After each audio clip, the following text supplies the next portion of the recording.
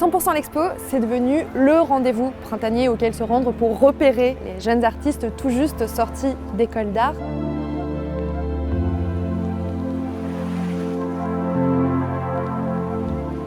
C'est la 7e édition de cet événement qui se déroule ici, à la Grande Halle de la Villette. C'est un événement gratuit, un événement engagé aussi, auquel sa commissaire Inès Geoffroy a réussi à donner une véritable identité en choisissant des artistes qui tentent d'introduire dans le monde de l'art de nouveaux récits. On a pu se rendre dans la Grande Halle de la Villette pendant le montage de 100% l'Expo pour rencontrer 3 de ces artistes.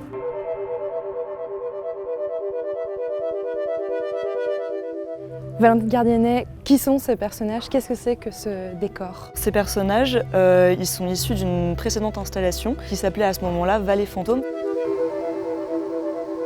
Toute cette troupe, elle est à la fois attirante et en même temps, il y a un petit côté quand même flippant parce que j'utilise des formes qui sont figuratives. Le papier peint vient ici pour faire une uniformité et rassembler cette bande de personnages qui sont une sorte de troupe de théâtre fabriquée en papier mâché, carton-pâte, bande de plâtre. Du coup que des techniques extraites comme ça d'endroits qui m'intéressent comme l'opéra ou le festival. Parmi ces personnages, il y a par exemple Dame Hoff, qui est la version féminine d'Humphrey Dumphrey, donc la référence à Alice au Pays des Merveilles. Et j'aime bien comme ça trouver des sortes de passerelles qui permettent de montrer que c'est des personnages qui font écho à un univers un peu pop des années 90-2000, mais sur lesquels on ne peut pas forcément mettre de nom. Et c'est toujours ce que j'aime bien provoquer quand même, de nous faire nous interroger sur les références qu'on a.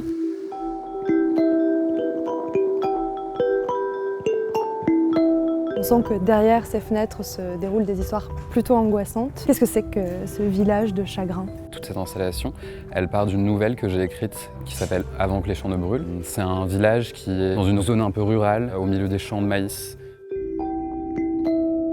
Toute l'idée de ce projet, c'est de nous plonger dans ce village au travers de façades et d'apercevoir des éléments de ce récit au travers de ces fenêtres qui sont comme résinées, comme si elles avaient été salies par la poussière, par les incendies aussi.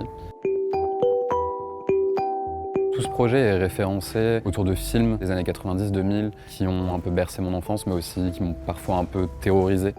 Il y a aussi la figure du cow-boy qui est présente aussi dans toutes les images, qui ont été un peu des rencontres fortuites de type Brokeback Mountain, qui est un peu la première rencontre dans le cinéma que j'ai eue avec deux figures homosexuelles. Le village de chagrin, ça parle de ces deux cow-boys, de la manière dont on va les montrer du doigt parce qu'ils s'aiment, la manière dont on va les marginaliser aussi, dont on va les pointer du doigt comme étant la raison du malheur de ce village, de la sécheresse qui s'abat sur ce village.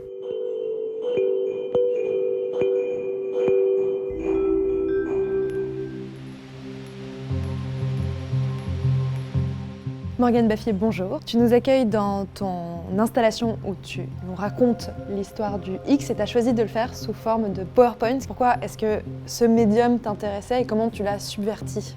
Mon travail à la base, c'est beaucoup de faire des conférences performées.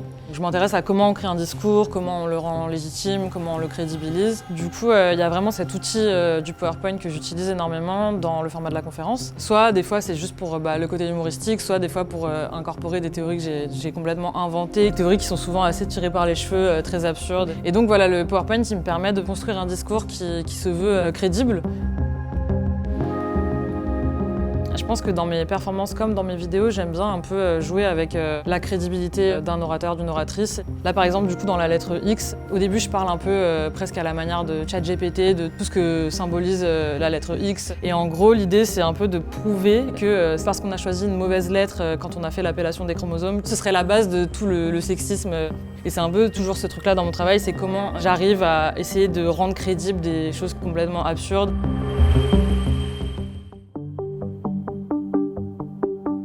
C'était un aperçu du travail de 3 des 37 artistes exposés dans le cadre de 100% l'Expo. Vous avez jusqu'au 11 mai pour venir les découvrir ici à la Grande Halle de la Villette.